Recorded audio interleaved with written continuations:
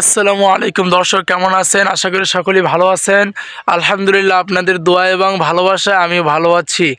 দর্শক বন্ধুরা, আমার অতীতে আরও একটি চ্যানেল ছিল যেটা নষ্ট হয়ে গিয়েছে। আর এই নতুন চ্যানেলে এটা আমার ফার্স্ট ব্লগ।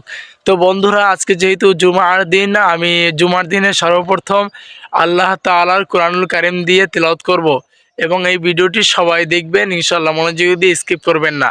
আউযু বিল্লাহি মিনাশ শাইতানির রাজীম। বিসমিল্লাহির রহমানির রহিম। ইয়া আইয়ুহাল্লাযীনা আমানু ইসতাঈনু বিস-সাবরি ওয়াস-সালাহ ইন্নাল্লাহা মা'আস-সাবিরিন।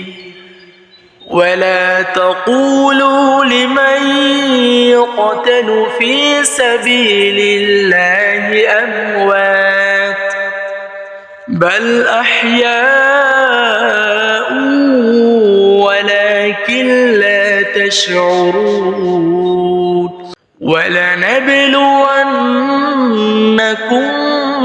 بشيء من الخوف والجوع ونقص